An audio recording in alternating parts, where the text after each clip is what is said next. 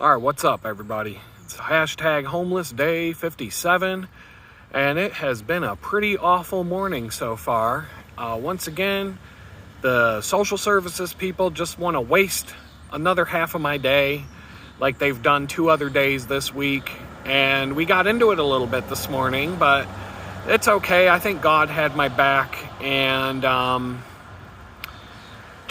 let you know just a little bit. I went in. You have to go into the office every week to do this weekly job search nonsense, and you wait in this big giant line with a form that they make you fill out every week for every job and company that you contacted, and they expect you to do 20 hours a week. Well, in the last week, I've had 3 or 4 social services appointments that took up half of my day. So I did 15 hours of a job search, and I didn't make up any bullshit in terms of how much time I spent for each job application and such, but I handed in a stack of computer printouts like I do every week, and every single week I've been doing this, I have to deal with somebody completely different. They never give me the same person to talk to twice, so I have to explain.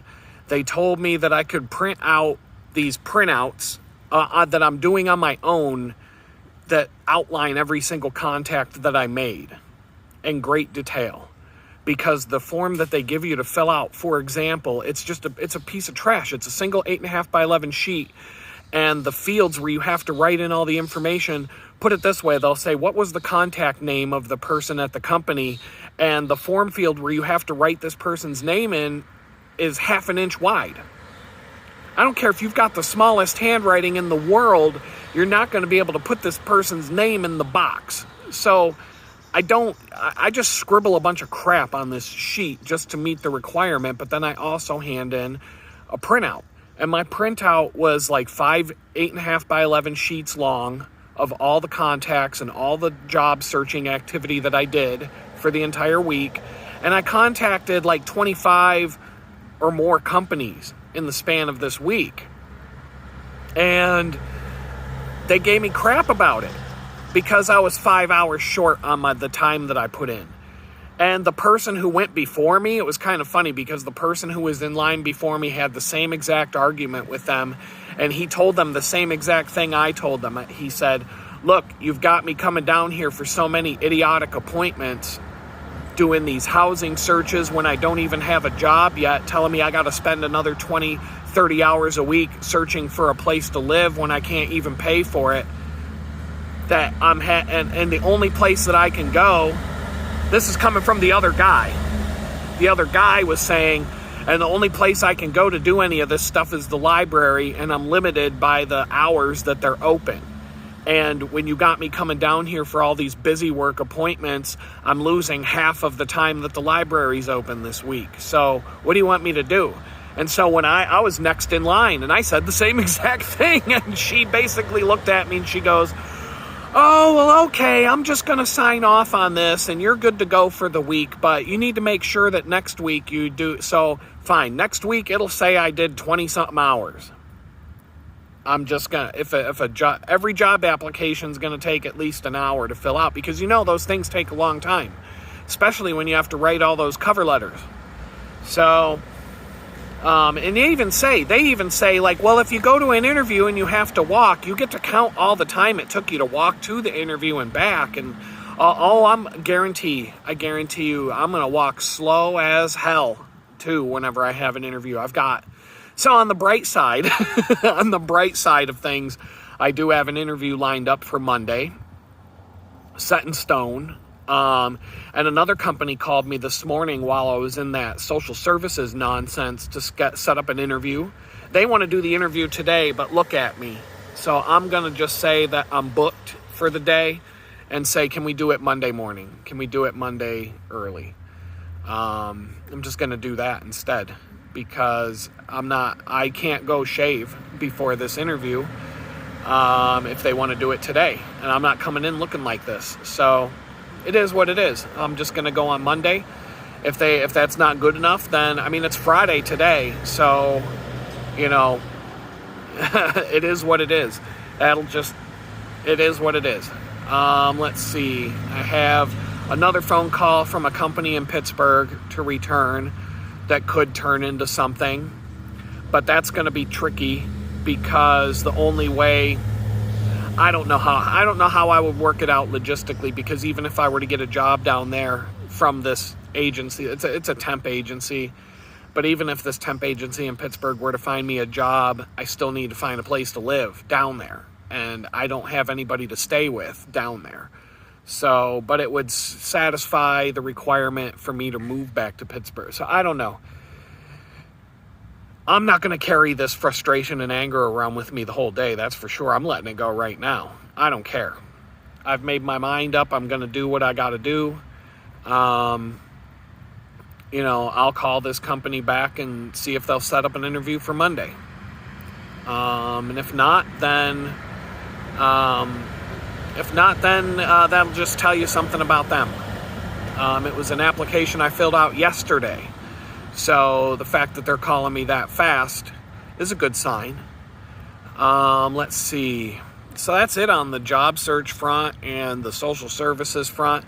They got me booked to do a bunch more stupid-ass appointments next week, at least 3 or 4 There's one appointment next week with social services where I have to be there at 8 in the morning, and they're telling me it could take until 4 or 5 in the afternoon to be done with it.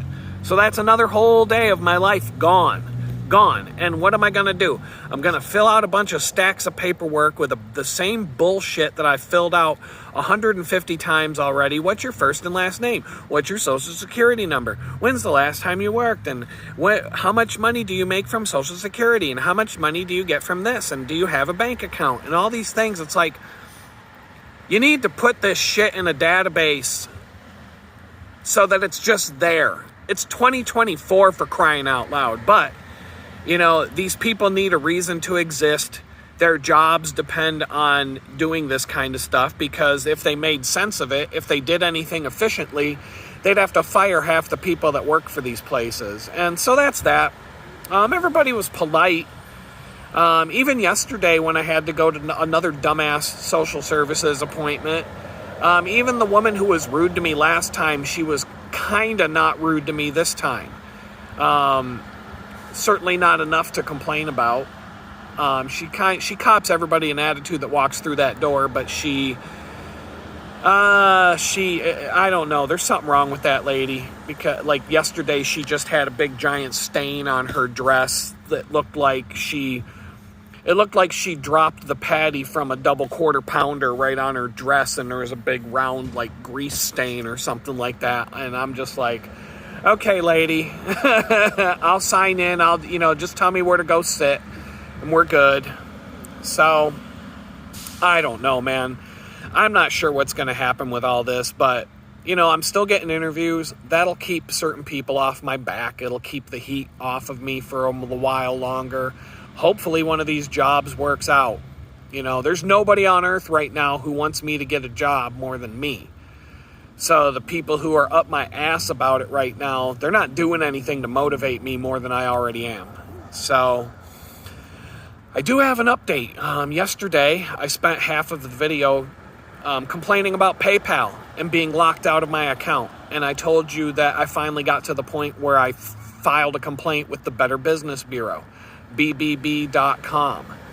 And I told you yesterday how that's worked for me on numerous occasions. So, sure enough, yesterday afternoon, I got a call from somebody who speaks English, like American English, from PayPal. Now, he told me that the reason I keep getting locked out of my PayPal account is because my phone number is not in my name.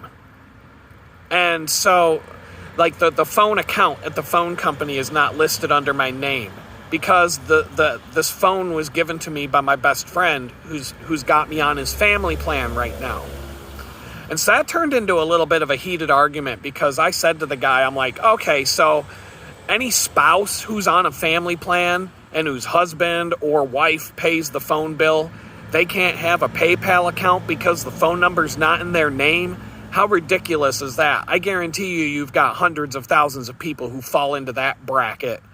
They're not allowed to have a PayPal account because the woman's husband has the phone bill in his name and she's on the family plan. Are you kidding me? And this argument with this guy, it got a little heated. We went back and forth for a bit. And the librarian came over and told me I had to be quiet. So that was embarrassing. I'm turning into I basically got yelled at like the guy who sits around bitching about Trump all day. And but I couldn't take the call outside because I had my laptop and everything opened when they called. And I knew who it was when they called because I looked up the phone number when he called. And I'm like, oh crap, I got to take this phone call right now. And so I sat there and I did the best I could. But the guy, he was helpful in the sense that he transferred the funds out of my PayPal account to my bank. And I got an email confirmation saying that it's in progress. But I still can't log into PayPal. I still can't log into my account.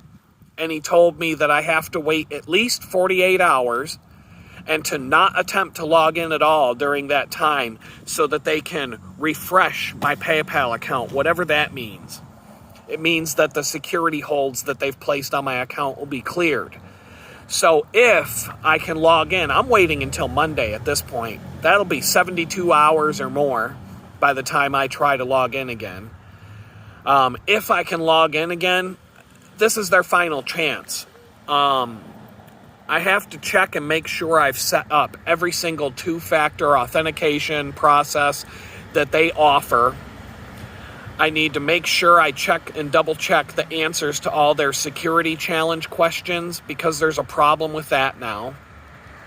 And basically, there are whatever options they have, like do they use Google Authenticator or do they use any kind of two-factor application that doesn't rely on my phone number, because they're telling me that until I get a phone bill in my name with my own phone number, that this is going to keep happening to me. And this is the most ridiculous nonsense I've heard this is the most ridiculous nonsense I've heard in a long time, because even the banks, even real banks, don't do this to you. But anyway, right now, I'm not deleting the donate page, which is at donate.litgood.com, because, hopefully I can get the account unlocked completely. And at that point, if I get locked out, if this happens one more time, I'm logging in. I will get back in, and I will shut down the donate page. I will shut down the PayPal account. I'll completely delete it and just say I'm done with that company. I'm pretty much there, but it's come in handy more than once. But the fact that I've been locked out of the account 3 times in a month and had to go through multiple times calling them on the phone to get them to fix the problem, it's getting out of control. And, all you have to do is do a Google search. Do a Google search where you say, PayPal stole my money. And you're just going to get hundreds of pages of results in Google of people posting their horror stories about PayPal shutting down their business, taking their money, shutting down their accounts, freezing their accounts. PayPal is nothing but a fucking scam. It's a scam. And I'm just going to leave it there. The moral of the story, though, is that one complaint to the Better Business Bureau got me a phone call from a guy who wasn't in India. He was able to at least transfer all the money out of my PayPal account to my checking account. That's, for me, that for most people, $30 isn't a big deal. But for me right now, I'm homeless. That's like a third of my net worth. So, I have to get those funds moved, I can't have it tied up in some offshore account in India or North Korea or Timbuktu or wherever they have these servers at PayPal.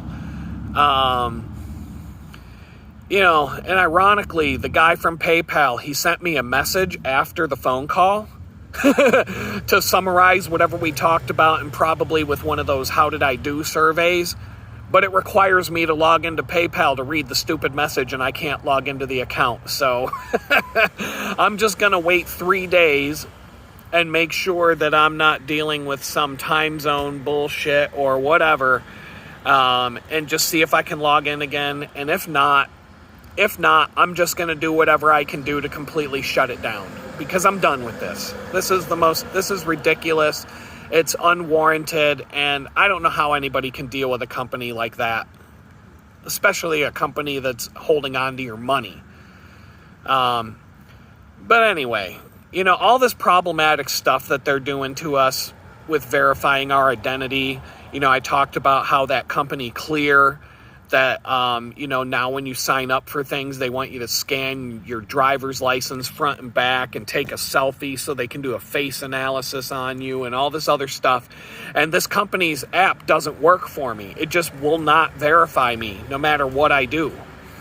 And there's nobody to talk to at the company to fix the problem. So if that authentication system comes up during anything I'm having to deal with right now, I may as well just throw in the towel because I'll have to go to a different company. But all this problematic stuff, it's here for one reason, and it's to make things so complicated in your life. It's to make things so complicated in your life that you're going to be begging for a simpler solution to verify who you are and to log into things. When this two-factor authentication stuff is easily hacked and they move on to having six-factor authentication, where you have to enter your password, and then you get a text message with a code, and then you submit your fingerprint through your phone, and then you have to do a face scan with your phone camera. Then you have to take a photo of the driver's license, both the front and the back, and then a needle pops out of your phone that takes a blood sample, and then you have to blow into a little tube into the corner of your phone, and after going through all of that, you can access your bank account. Well, after going through all of that whole mark of the beast shit isn't going to seem too bad, isn't it? No. Just bloop. Just scan your mark of the beast chip and you can log right in. Just skip the line.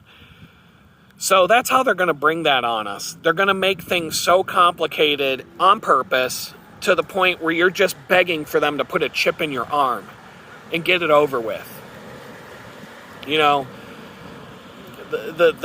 problem with that is that there's going to be all these people walking around with no hands because identity theft will be at an all-time high, and all the criminals have to do is chop off your hand to get that mark of the beast chip and log into all your stuff. So, they're going to have to invent a new keyboard for all the new stumpies out there who don't have hands due to identity theft.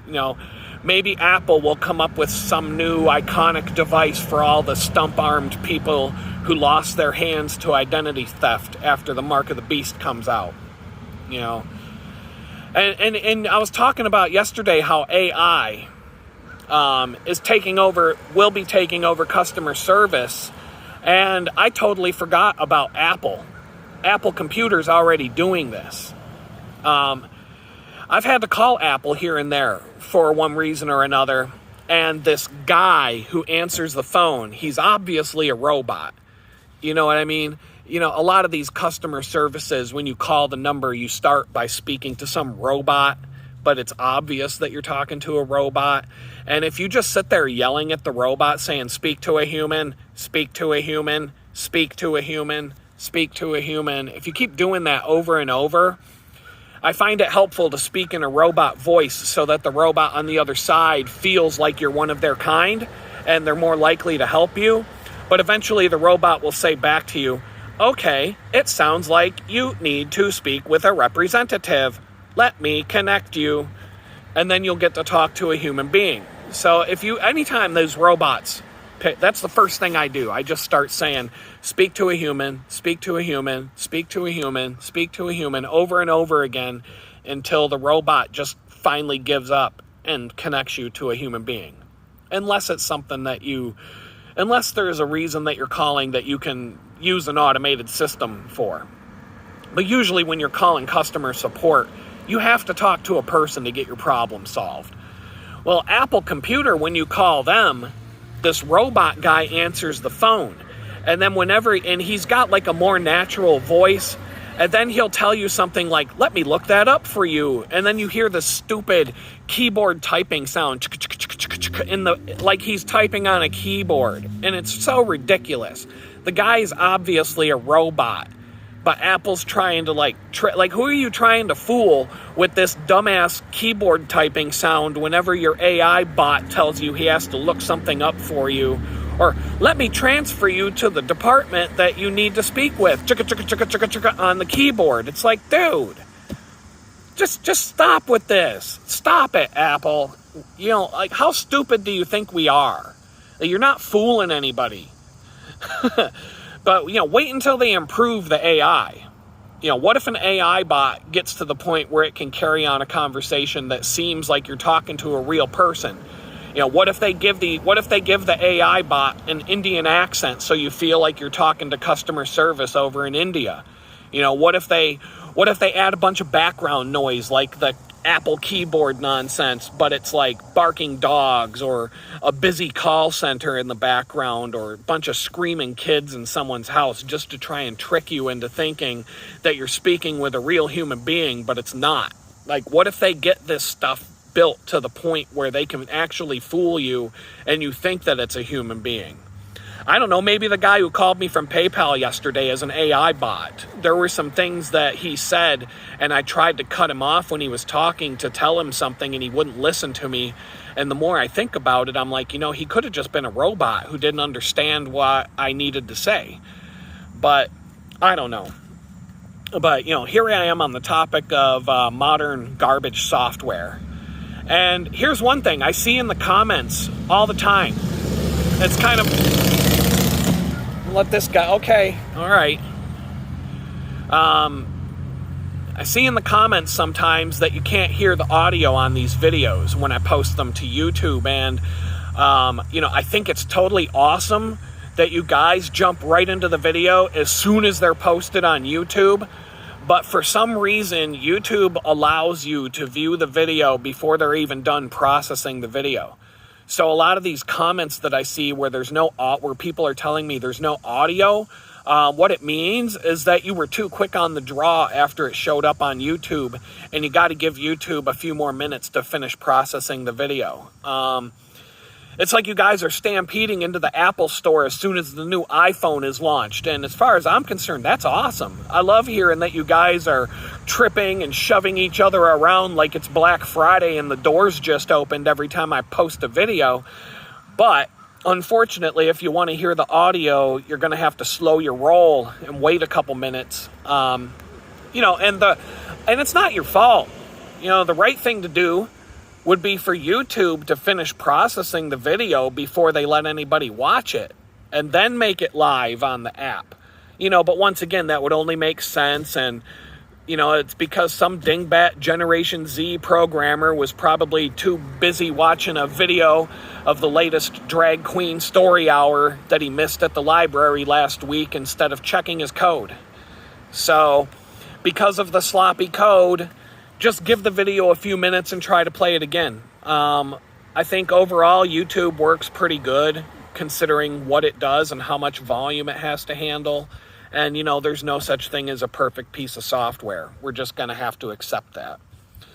But this is a problem that I read in the comments that happens quite often, and not just on this channel, but channels all over the platform. And us users, who are the unpaid software testers, we're the ones who have to figure out the workarounds instead of the company fixing their software. So, speaking of story time, it's time for story time today. So gather round, kids, because it's time for a story way better than you're going to get from the drag queens at the library this week. I was listening to the news reports about how everyone all of a sudden knows that Joe Biden is too old to perform at his job, even though I've been saying it since before he was elected, and you were all calling me crazy. I mean, it's like weekend at Biden's at the White House right now. They're walking around propping up a dead guy trying to make you believe he's still alive. And when I got arrested, in my initial affidavit, the FBI says that I called Joe Biden a dementia-riddled, hair-sniffing child molester when I was arrested by them. And the judge used that statement against me in order for my detainment until trial after my arraignment, saying that my statements were very disturbing. And in this news report, it says that his family and his staffers are still trying to hide the fact that he's too old. And this reminds me of a story from my youth that I had totally forgotten about until yesterday when I was reading about this. And it was a history teacher that I had in high school, okay? And this guy was so old that my mom had this teacher when she was in high school. My best friend in high school, his mom was the principal's secretary, and she was really cool. She always treated us kids like we were grown-ups.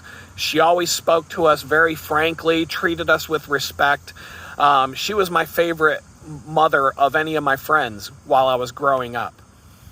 But anyway, I know there's a few of you that watch this channel that I went to high school with, and so I'm not going to refer to the teacher by name, but we all used to call him Wild Bill. So you're going to know who he is just because of that, because everybody knew this guy. His nickname was Wild Bill.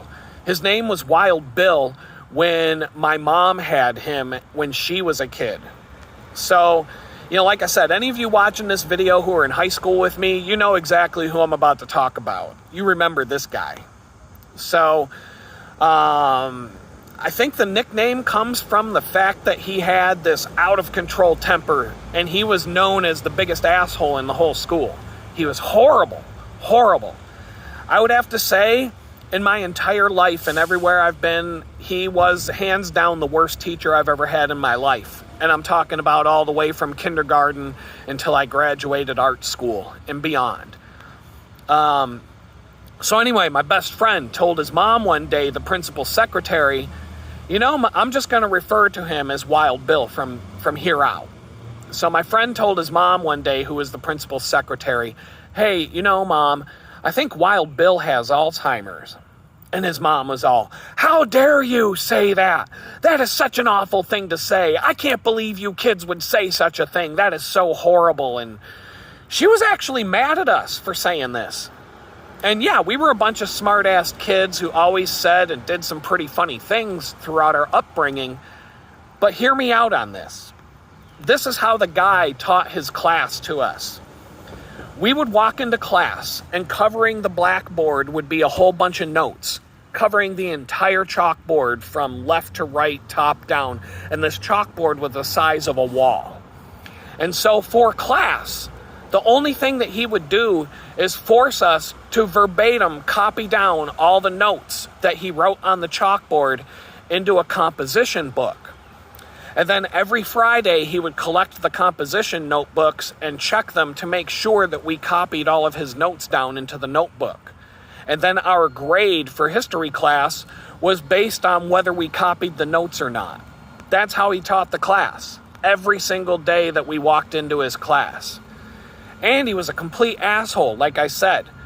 My mom had him as a teacher, so this is how old the guy was. He was super, super mean, yelling and screaming all the time, and it was easy to set him off on a temper tantrum. It was super easy, and he would go into these massive screaming tantrums, and sometimes he'd scream at you to go down to the principal's office, but he would do it so often that the principal would just say, okay, well, just sit here until class is over and I guess go back tomorrow, because even the principal got sick of this guy sending everybody down to his office.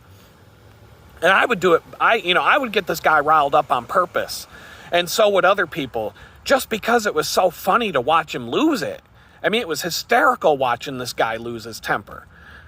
I drew caricatures of him with some Wild West type saying Wild Bill's historical notes or something like that on my composition book. And he was so out of his mind that he didn't even know what it meant anymore, and he didn't even realize that the caricature was him. But everybody in the class thought it was hysterical. I made a mask on a popsicle stick of a caricature of his face throwing a temper tantrum. And every time he'd turn his back to the chalkboard, or he'd turn his back to us to face the chalkboard, I'd pull the mask out and start glaring at everybody in the room until they start laughing and, almost fall out of their chairs.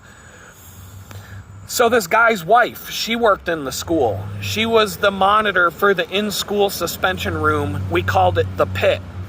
And it was this place where you would get sent as punishment if the principal decided not to suspend you from school outright for something that you did.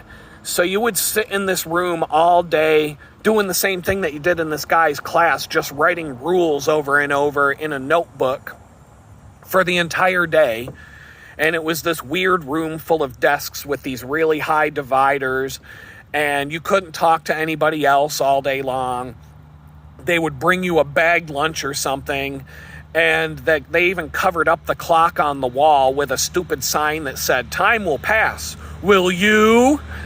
And so, anyway, let's fast forward. So that's the story of what he did. Let's fast forward like 3-4 years later, and I had graduated art school. And so I'm hanging out with this friend of mine, and his mom was there. And she just randomly looks at me and she goes, "Oh, Adam, I need to tell you something." And she goes, "I owe you and your whole group of friends, I owe all of you guys an apology." And I'm sitting there and I'm confused, and I'm like, what the hell is she talking about? I didn't really know what she was talking about. And she says, "Well, Adam, it turns out that you guys were right about Wild Bill having Alzheimer's disease. It turns out that him and his wife, they colluded together to trick the school into thinking he was still competent in order to help him reach his full retirement age and get his full retirement benefits. And all of that stuff that he was doing to you guys with the chalkboard, that was all his wife's idea. She put together a bunch of notebooks for him full of notes to cover an entire school year. And those were the notes that he was writing on the blackboard every day and forcing you to write in all of your composition books. It was all a scam. It was all a scam to try and hide the fact that he was completely incompetent and non-functional due to the illness that he was suffering. And I just want to apologize to you guys because I went and yelled at all of you for making fun of him, even though you guys were spot on. You guys were totally right. He got caught, and I guess they got rid of him because of it.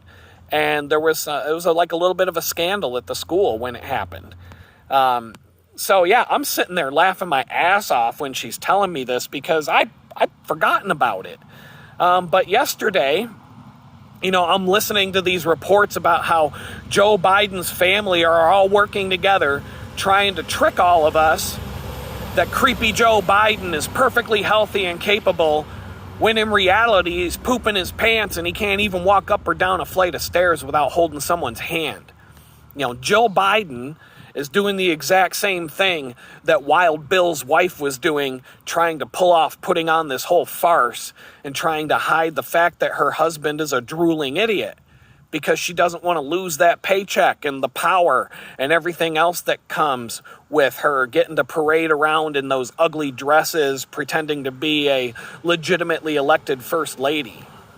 So, that teacher was exactly like Joe Biden. He couldn't speak to us or present anything to us that wasn't written down exactly in this notebook to read to us verbatim that his wife put in that notebook. In fact, if his wife had included anything like those random side notes on the teleprompter that Joe Biden reads us when he's doing a speech, like take a short pause or, end of notes or something like that, the teacher would have done the same thing. He would have read all the side notes to us. Joe Biden's team keeps talking about how he yells and screams and goes off on big temper tantrums during meetings, and everybody around him is afraid of him. And they just try to placate him in order to avoid getting screamed at every day. So they don't even tell him anything about what's actually happening in the country, and they just fill his briefings with things that make him happy, even if they aren't true. And maybe they give him an ice cream cone to calm him down when he's going off the rails. But I swear to God, it's just like Wild Bill.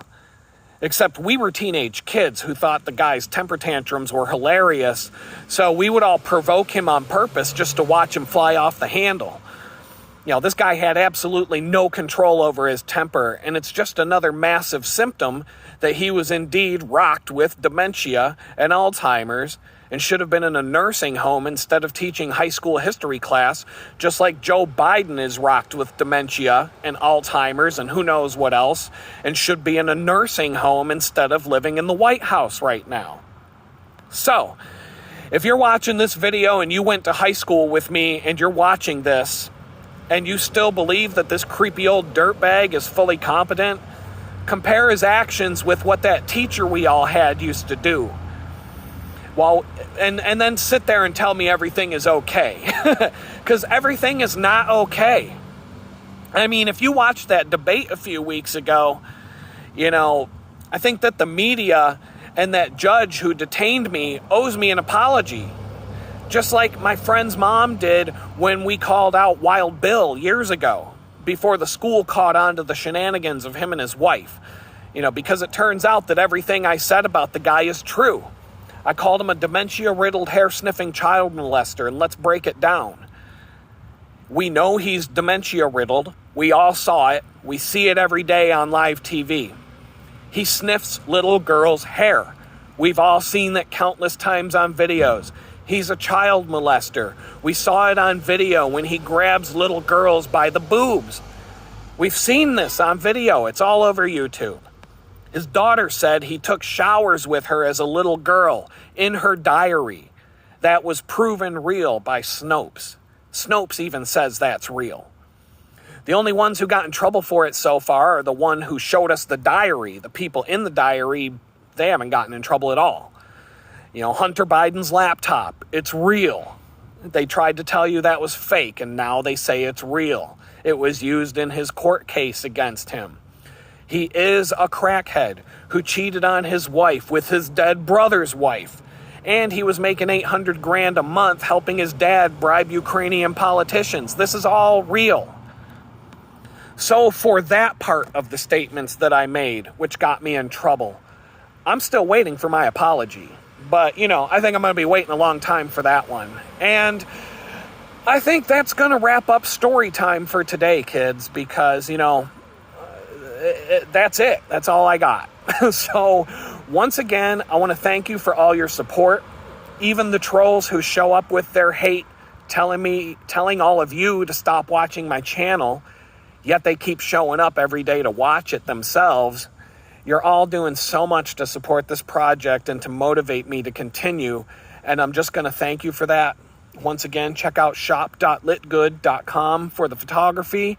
And, check me out on Rumble. Go to the link in the description. Check out the other social media links. And if you're on any of those platforms, give me a shout. I'd love to hear from you. And with that, I'm just going to wrap this up. And hopefully I get to talk to you guys again tomorrow. Peace out.